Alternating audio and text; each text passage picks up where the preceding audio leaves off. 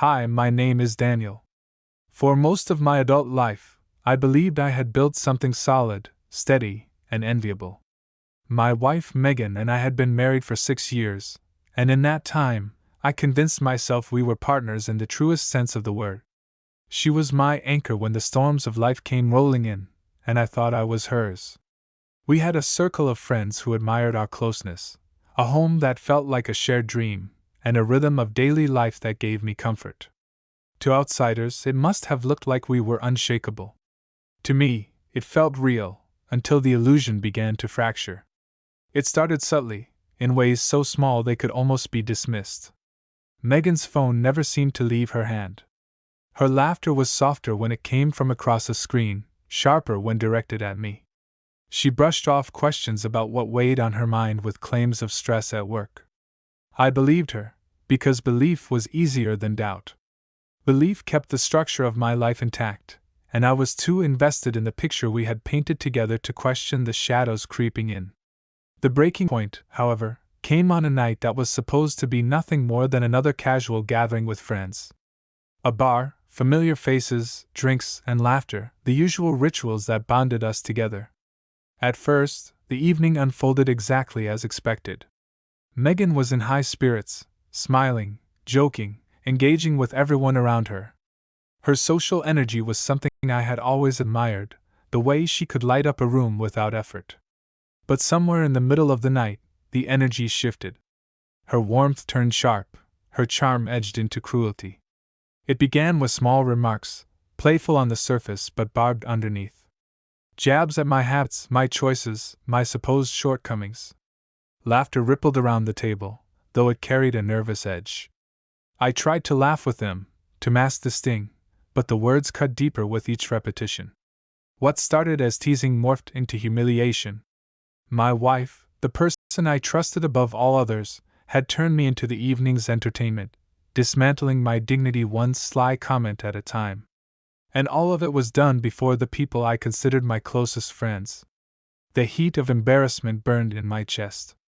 I wanted to disappear, to step out of my own skin and escape the harsh light of her ridicule. Finally, unable to endure it any longer, I slipped away from the table and into the night air. Leaning against the wall outside, I tried to collect myself, breathing in the coolness, searching for calm in the storm that had suddenly erupted in the middle of what should have been an ordinary night. When she eventually joined me outside, her expression carried none of the remorse I had longed to see. Instead, I saw something that unsettled me more than her words had: satisfaction. A smug curve of the lips, a look in her eyes as though she had won some unspoken contest. It was then that the first true fracture appeared in the foundation of my marriage. The woman who had always been my ally suddenly felt like an adversary, and the thought chilled me. That night, back in bed, the silence between us was heavy, oppressive. I stared at the ceiling, replaying every detail of the evening, searching for explanations. Was it the alcohol that loosened her tongue? A bad mood she had been hiding? Or was there something deeper at play, something festering beneath the surface that I had refused to acknowledge? The questions swarmed in my mind, but no answers came. Only the gnawing certainty that this was not a passing incident. Something was wrong, and I could no longer ignore it. The next morning, Megan carried on as though nothing had happened. Her movements were light, her voice cheerful, her smile intact. But beneath the surface, I felt the weight of a performance. She hummed as she prepared coffee, scrolled through her phone with casual ease, and radiated the same warmth that had charmed me for years. Yet I no longer saw it as genuine. I saw it as a mask, and once seen, masks are impossible to unsee. I tried to bring up the previous night, to reach for some acknowledgement of the pain she had caused me. For the briefest of moments, I caught a flicker in her expression, a pause, a hesitation, a sign that she knew exactly what I was referring to. But it vanished quickly, replaced by a dismissive smile and a wave of her hand. What she called jokes, I called cruelty. What she brushed off as nothing, I carried like a wound. And when she refused to see it, I knew I would carry it alone. That realization was devastating in its simplicity. For the first time in 6 years, I felt truly separated from her, not by distance, but by an emotional chasm I could not bridge. The night at the bar had exposed something raw and undeniable. My wife was no longer my partner in the way I believed she was. Whether she had changed or whether I had simply opened my eyes for the first time, I could not tell. But the effect was the same. A shift had occurred, and there was no going back to what we had been before. This public humiliation at the bar marks a pivotal moment where Daniel's perception of his marriage shatters, revealing underlying issues of disrespect and emotional detachment. It highlights how small acts of cruelty can erode trust, forcing Daniel to confront the possibility that his relationship is not as secure as he believed. Psychologically, this event triggers a shift from denial to awareness, setting the stage for his growing suspicions. Over the days that followed, the memory of that evening refused to fade. The sting of her words lingered, replaying in my mind when I least expected it. I studied her more closely, noticing the small details that I had once overlooked. The quick swipes on her phone when I entered the room, the smiles directed at messages she kept hidden, the sudden abundance of work events and girls' nights that had never been part of her routine before. Each observation was another fracture in the structure I had thought unbreakable. I told myself not to jump to conclusions, not to let paranoia poison me. But beneath the rationalizations, my instincts whispered truths I did not want to hear. Something was slipping out of reach, and no matter how tightly I tried to hold on, I could feel it pulling away. In the quiet moments alone, I began to confront a reality I had never imagined I would face. Perhaps the woman I had trusted, the woman I had loved without reservation, was no longer the same woman who had stood beside me at the altar. Or perhaps she had always been the same, and I was only now beginning to see her clearly. Either way, the life I thought I knew had begun to unravel. And deep down, though I tried to resist it, I already sensed where the threads would lead. In the days following that humiliating night at the bar, I found myself caught between two realities. On the surface, life carried on unchanged. Megan moved through our routines with her usual energy, smiling, laughing, performing the role of a devoted wife as if nothing had happened. But beneath that surface, I felt a gnawing unease. What she had dismissed as harmless jokes continued to echo in my mind like cruel refrains, refusing to fade with time. The distance I felt that night had not disappeared, it had deepened, stretching between us with every passing day. The silence was what unsettled me most. It was not the silence of comfort, where words are unnecessary, but the silence of pretense, where truth is avoided at all costs. I began to see her actions differently, noticing small details that once seemed meaningless but now stood out like bright markers. The way she guarded her phone, keeping it face down and within reach at all times. The way her eyes lit up at notifications, her lips curving into private smiles meant for someone else.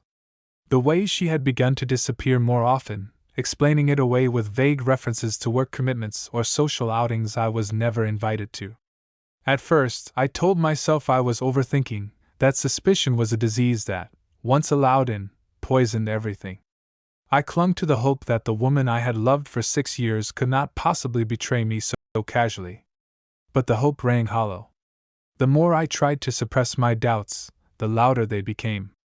My instincts whispered that something was terribly wrong, and I could not silence them any longer. The first undeniable confirmation arrived one quiet afternoon. Megan had left her laptop open on the counter while she stepped into another room.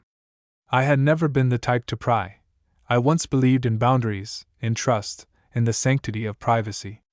But trust had been shattered the night she turned me into a joke in front of our friends, and the pieces of that trust now cut into me with every glance at her secretive behavior. I told myself I wasn't invading her world, only seeking clarity, but I knew the truth. I was desperate for proof. Her email inbox was ordinary at first. Work correspondence, newsletters, appointments. Nothing out of place. But then a name caught my eye, Chris.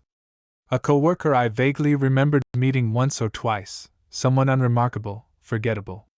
Yet here was a subject line that froze my blood. Last night was unforgettable. The message itself was carefully worded, almost innocuous. It referenced a dinner, a shared laugh, inside jokes about the office. but between the lines I felt the weight of something more.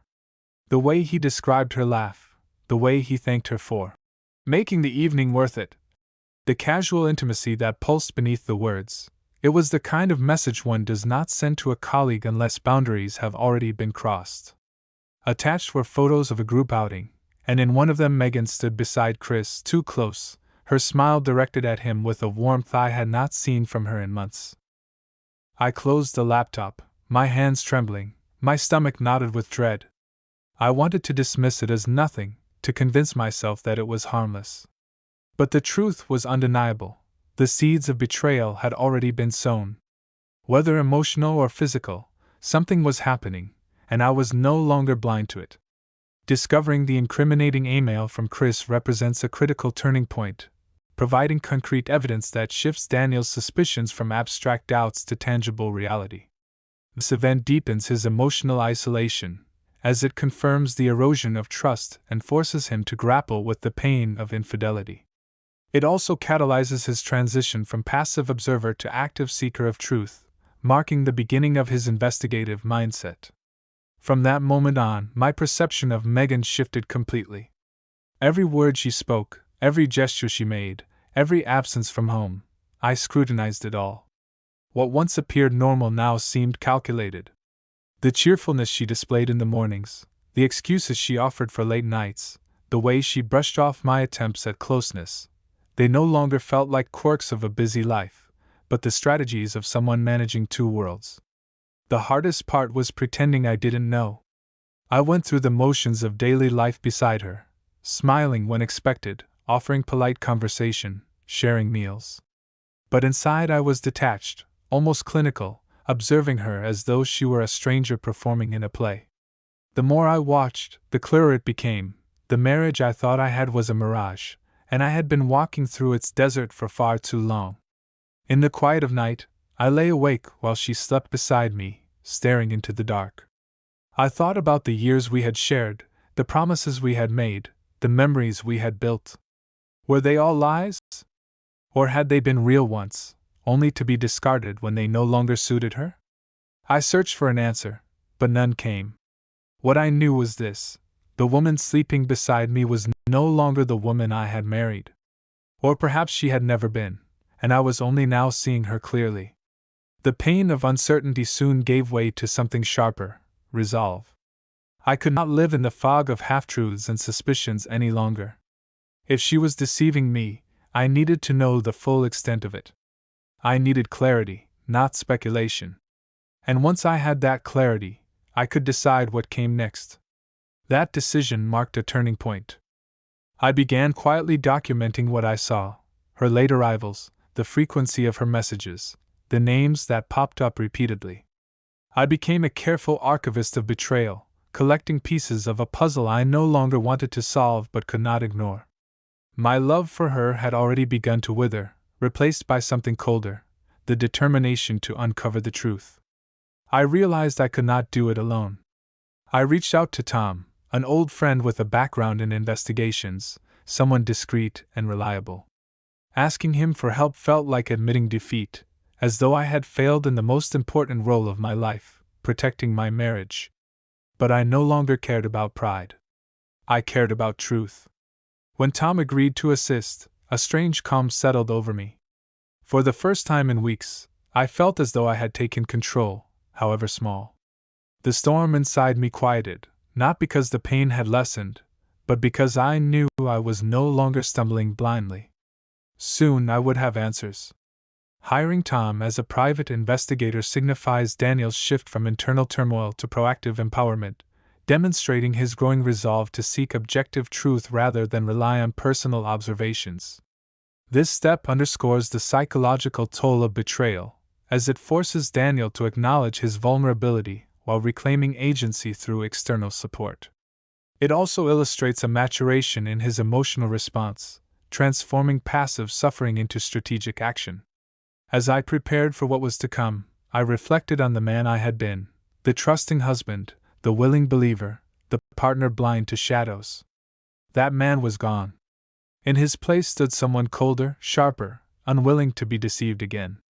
I did not know what Tom would find, But I knew one thing with certainty. Once the truth was uncovered, there would be no going back. The moment I hired Tom, the private investigator, a strange weight lifted from my chest.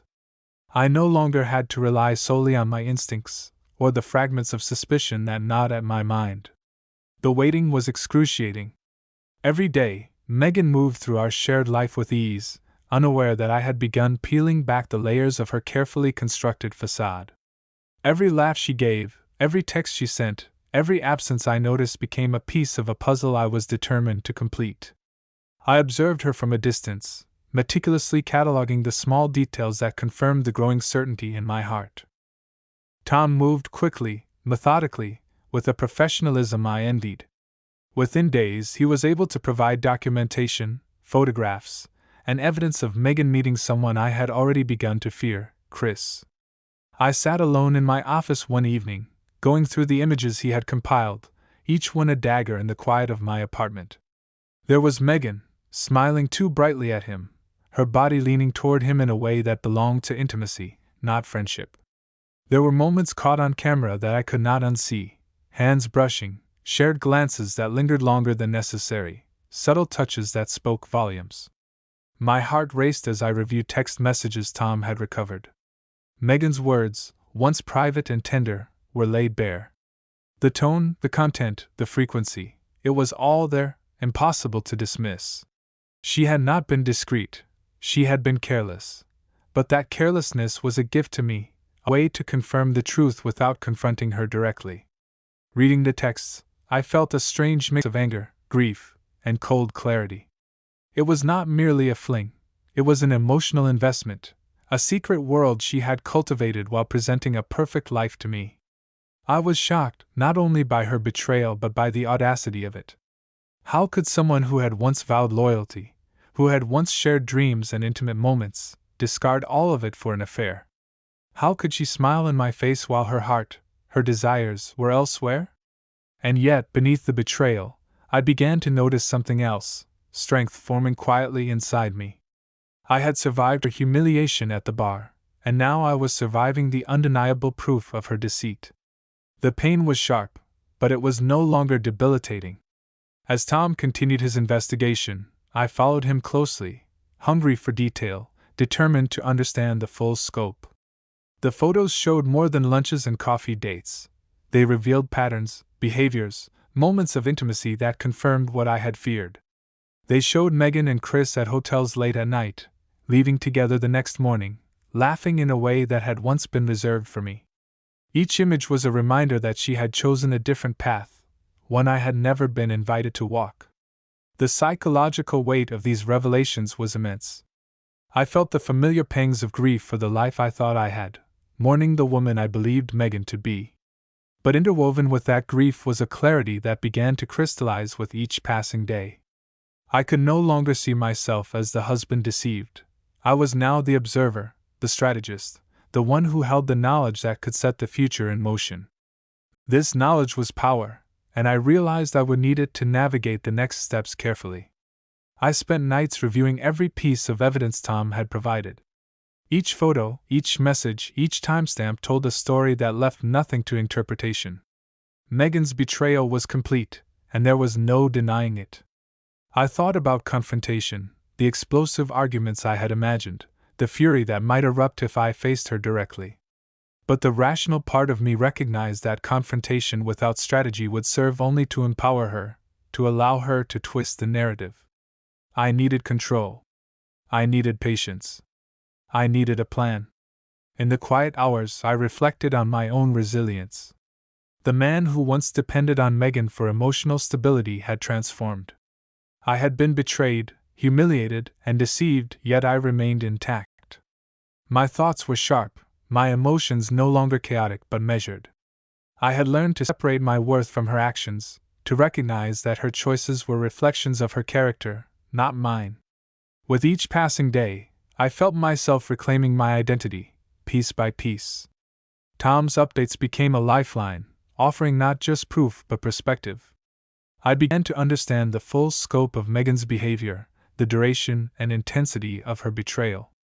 It was not impulsive, it was deliberate, cultivated over time, hidden behind the mask of a perfect marriage. The realization was bitter, but it also freed me. I no longer had to wonder, doubt, or guess.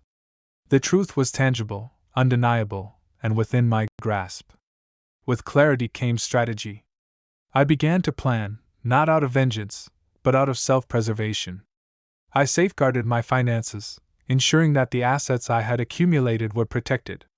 I cataloged sentimental items and personal belongings, securing them to prevent misuse. I organized my life in preparation for a separation that I now knew was inevitable. Each step was a reclamation of autonomy, a reassertion of control that had been lost when trust was shattered. The evidence also offered me a psychological edge. I no longer felt the helplessness that had shadowed me since the bar incident. I had transformed my pain into clarity and my grief into determination. Every moment I had spent questioning my worth, wondering what I had done wrong, was replaced by a recognition of reality. Megan's choices were hers alone, and they did not define me. I was free to act, free to plan, and free to rebuild. By the time Tom delivered the final compilation, a detailed report including photos, videos, and complete text message logs, I felt a sense of completion. The report chronicled months of deception, leaving no room for doubt or denial.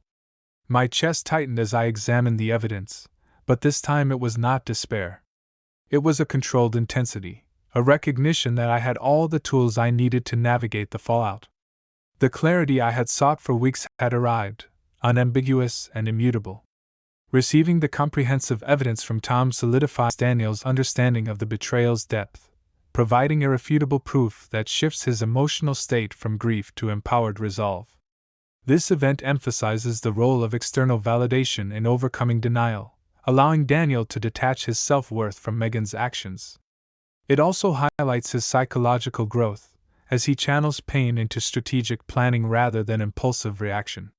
The psychological journey I underwent during this phase was profound. I moved from confusion to suspicion, from suspicion to certainty, and from certainty to resolve. I discovered that resilience is not the absence of pain, but the ability to navigate it with intentionality and clarity. I recognized that my liberation would not come from confrontation alone, but from the careful orchestration of truth and preparation. As I reflected on the evidence, I also began to see Megan not as a victim of circumstance, but as the architect of her own downfall.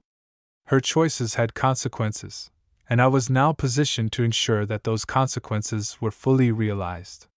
Yet there was no cruelty in my contemplation, no desire to humiliate beyond the measure of truth. My focus was survival, liberation, and the reclamation of my life. In those weeks of investigation and analysis, I learned something vital. Betrayal, while devastating, does not have to define the person who is betrayed. I discovered that clarity, when sought with rigor, provides power. I realized that strength is cultivated in the space between suffering and action, where the mind refuses to be hijacked by anger and despair. And above all, I came to understand that freedom is not merely a state of separation, but a state of psychological liberation, where one's identity is no longer entangled with the deceit of another. By the time Megan returned from her outings, unaware of the full extent of what I knew, I had already begun the mental and emotional steps toward detachment. I moved through the house with a calm precision, observing, noting, but no longer reacting with fear or confusion. The woman who had once held sway over my emotions now occupied a place in my life that was strictly defined by fact, not hope. The unfolding of this chapter of my life was brutal, yet illuminating. I had witnessed the breadth of Megan's betrayal, catalogued it, and accepted its reality.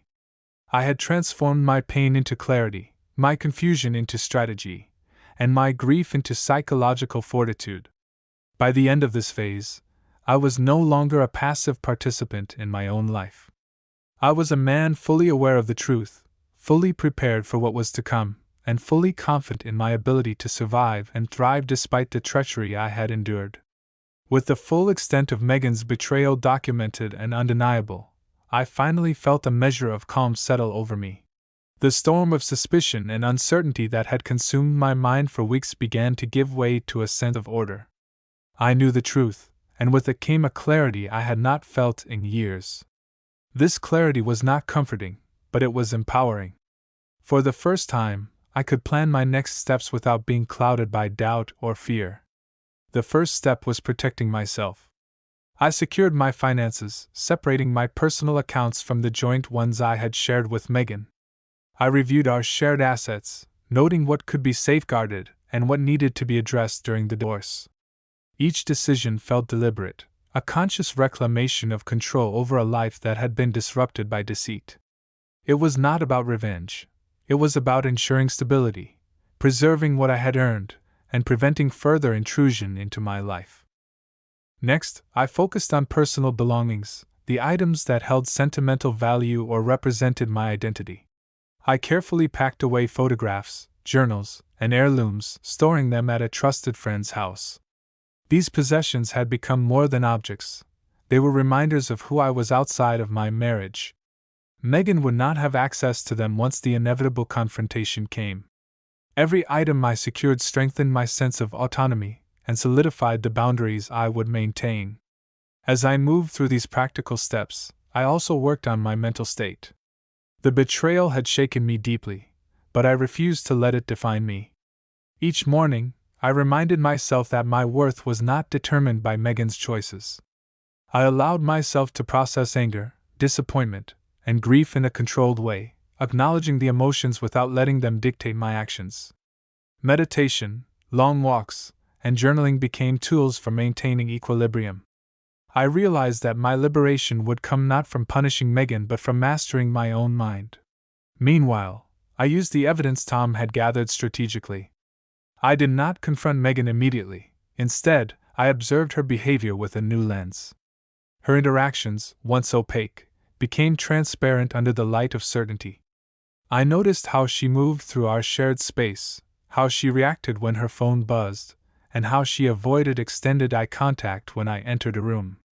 Each observation reinforced the truth I already knew, and each reinforced my growing sense of resolve. I began to map out a plan for confrontation, but not the kind driven by emotion. I wanted her to feel the weight of her actions, to understand the consequences she had created, but I would do so with calm precision. I documented the timeline of events, noting every lie, every secret meeting, and every act of deception. I knew that when the time came, I would speak with authority and certainty, leaving no room for denial or deflection. In addition to planning, I prepared for emotional resilience. I rehearsed the conversation in my mind, anticipating the excuses, the tears, and the attempts at manipulation.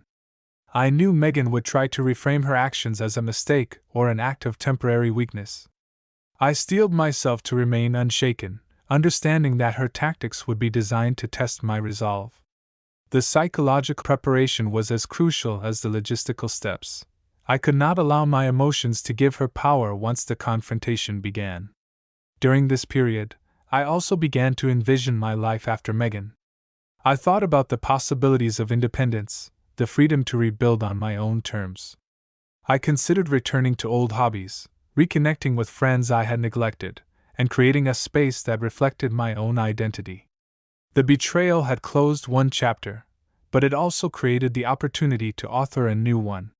The thought brought a quiet sense of hope, a feeling that I could emerge stronger, more self-aware, and unburdened by someone else's choices. As the days passed, Megan continued her charade. She smiled, laughed, and acted as though nothing had changed. But I could see the cracks in her performance. The confidence she once exuded seemed forced, her movements slightly calculated. She was unaware that I held the complete narrative of her secret life in my hands. Observing her, I recognized a strange sense of detachment. I felt no desire to confront her impulsively, no need to demand immediate answers. Instead, I focused on myself, letting the knowledge of her betrayal serve as a catalyst for personal growth. I also strengthened my support system. I leaned on Eric, my best friend, who provided a sounding board and a safe space for reflection. I confided in him selectively, careful not to reveal the minutiae of the evidence, but enough to gain perspective. Our conversations reinforced my determination to act with purpose, rather than out of reactive anger.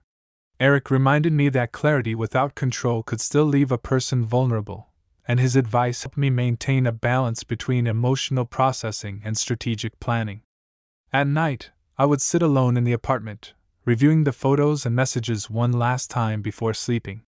Each piece of evidence, while painful, reinforced my understanding of reality. The mental rehearsal of confrontation, coupled with the documentation of her actions, allowed me to move through the space of betrayal with a sense of authority rather than panic. I realized that knowledge, when coupled with calm action, was the most potent form of power I could possess. Through this process, I began to redefine my relationship with anger and grief. I acknowledged their presence but refused to let them dominate my decision-making. I discovered that strength was not about suppressing emotion but channeling it toward clarity and constructive action. I became increasingly aware of my resilience, recognizing that I could withstand betrayal without losing my sense of self. The liberation I sought was not external, it was internal, a reclaiming of identity and autonomy that Megan's actions could never fully compromise. By the end of the week, I felt a profound shift. The initial shock and devastation had evolved into a composed determination. I had fortified myself, secured my life, and prepared mentally for the inevitable confrontation. Megan remained unaware of the full extent of what I knew, and I moved through each day with a quiet confidence. I no longer felt like a victim. I felt like a man reclaiming control over his own life. The final preparation involved envisioning the moment of confrontation. I imagined revealing the evidence in a way that would communicate the truth without allowing room for manipulation. I visualized maintaining calm, holding Megan accountable, and asserting my boundaries. I recognized that this confrontation was not about humiliation or revenge, it was about closure, about asserting my right to live unburdened by deceit. The mental rehearsal was empowering, reinforcing my sense of control and preparing me for the emotional equilibrium I would need. By the time Megan returned from her outing one evening, I felt prepared. I had secured my belongings, safeguarded my finances, and fortified my mind. I no longer operated from fear or uncertainty. I had the knowledge, the evidence, and the emotional resilience to face whatever came next. The sense of liberation was already present, a quiet, steady current running beneath the surface of my consciousness. I was no longer defined by betrayal, I was defined by my response to it. In those moments of anticipation, I realized that the psychological journey I had undertaken was as significant as any material preparation. The months of doubt, suspicion, and heartbreak had forged a clarity and strength I had not anticipated. I had emerged from the storm of deception with my identity intact, my mind sharp, and my heart unbroken. The freedom I sought was no longer a distant concept, it was tangible, present in my deliberate actions, my strategic foresight, and my calm resolve. I had transformed the chaos of betrayal into a structured path forward, one that prioritized my well-being and autonomy. Megan's choices had consequences, but those consequences would unfold within a framework I controlled. The foundation for my liberation was complete: clarity of mind, strength of purpose, and the psychological resilience to navigate the coming confrontation with confidence and grace. The evening Megan returned home, I felt a sense of quiet resolve settle over me. I had spent weeks preparing for this moment, carefully planning every step, securing my finances, my possessions, and most importantly, my mind. I was no longer the man overwhelmed by suspicion or humiliation. I held the truth, and with it, the power to shape how this chapter of my life would close. My approach would be measured, deliberate, and devoid of unnecessary drama. Megan entered the apartment with her usual cheerful demeanor, unaware of the storm awaiting her. I remained calm, composed, the outward appearance of ease masking the internal determination I had cultivated. The envelope containing the evidence of her infidelity rested on her nightstand, carefully placed where she could not miss it. Each item inside, the photographs, the messages, the documented timeline, represented weeks of careful observation and investigation. I knew she would be forced to confront the consequences of her actions, but I would not be consumed by anger in the process. When she discovered the envelope, the change in her demeanor was immediate. Her face lost color, her eyes widened, and her composure faltered. I observed her closely, noting the mixture of fear, guilt, and desperation that she could no longer conceal. I remained seated, calm, allowing the evidence to speak for itself. There was no need for me to raise my voice or act impulsively. The truth carried its own weight. Each photograph, each message, each documented lie was a reflection of the choices she had made, and she could no longer obscure them with charm or excuses. Watching Megan process the evidence, I felt a mixture of emotions. There was no satisfaction in seeing her panic or sobbing, only a quiet recognition that the betrayal I had endured had consequences. My mind remained steady, focused on the purpose I had defined: to assert my autonomy, reclaim my life, and move forward with clarity. I observed her struggle, acknowledging that this confrontation was as much about her facing the reality of her actions as it was about me asserting control over my own destiny. The confrontation unfolded without the need for dialogue. Megan's reactions were enough to confirm the extent of her guilt and the depth of her deception. Each visual cue, the trembling hands, the avoidance of eye contact, the occasional stammered attempt at explanation, served as evidence that my preparation had been necessary. I allowed her to confront the reality of her choices in her own way, maintaining my emotional distance while she experienced the consequences of her actions. My sense of liberation grew with each passing moment, fueled by the knowledge that I would no longer be subject to manipulation or betrayal. The confrontation with the envelope of evidence serves as the climax, where Daniel executes his plan with composure, forcing Megan to face her betrayal without escalating into chaos. This event demonstrates his mastery over emotions, prioritizing closure and self-preservation over vengeance. It reinforces the theme of empowerment through preparation, as Daniel's calm demeanor solidifies his psychological liberation from the marriage. After the initial shock subsided, I communicated the practical outcomes. I had already secured legal counsel and initiated the process of divorce. My finances and personal possessions were safeguarded.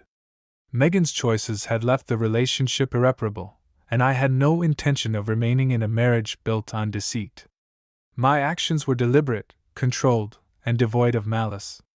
I understood that her emotions would be volatile, but I refused to allow them to dictate my behavior. My focus remained on maintaining autonomy, clarity, and the steady execution of my plan. In the following days, I continued to observe the consequences of her actions without engaging in unnecessary conflict. Megan attempted to manipulate the situation, oscillating between apologies and pleas to reconcile, but I remained steadfast. I recognized the difference between accountability and performative remorse. Her words, once potent and controlling, no longer held sway over me. I maintained a measured distance, allowing her to confront the reality of her decisions while I reinforced my own psychological resilience. Throughout this period, I reflected on the transformation I had undergone. The months of betrayal and preparation had forged a clarity and strength I had not anticipated. I had learned to navigate intense emotional turmoil without succumbing to impulsive reactions or destructive behaviors. The process of reclaiming control had been as much internal as external, fortifying my mind, asserting my autonomy, and defining boundaries that would protect me from further harm. I began to understand that liberation is rarely instantaneous. It is cultivated through deliberate, sustained action and an unwavering commitment to personal integrity. I also focused on rebuilding the spaces in my life that Megan's deception had disrupted. I reconnected with friends I had neglected, pursuing relationships that reinforced honesty, loyalty, and mutual respect. I began exploring activities and hobbies that had previously taken a back seat, reclaiming aspects of myself that had been overshadowed by the weight of the betrayal. Each step toward personal fulfillment reinforced my sense of autonomy, further distancing me from the emotional hold Megan had once exerted over me. The process of confronting Megan and witnessing the consequences of her actions provided a sense of closure I had not anticipated. It was not vindictive or vengeful. It was simply a necessary step in reclaiming my life. By allowing her to face the reality of her choices, I freed myself from the lingering uncertainty and manipulation that had previously defined my existence. The clarity and calm I maintained throughout the confrontation underscored my resilience and reinforced my sense of empowerment. By the end of the week, Megan had begun to process the reality of her actions. Her attempts to reassert control over the situation had failed, and she faced the tangible consequences of her decisions. I, in contrast, experienced a growing sense of freedom and psychological liberation. The evidence I had gathered, the preparation I had undertaken, and the calm execution of my plan had ensured that I would emerge from this chapter with my dignity intact. The betrayal that had once threatened to define me was now firmly in the past, replaced by a sense of clarity, strength, and self-determination. Megan, by contrast, faced the consequences of her choices. Rumors of her failed attempts at new relationships reached me indirectly, confirming that her reckless pursuit of fantasy had left her isolated and unfulfilled. There was no gloating, no satisfaction in her misfortune, only the understanding that actions carry weight and that betrayal inevitably reshapes a life in irreversible ways.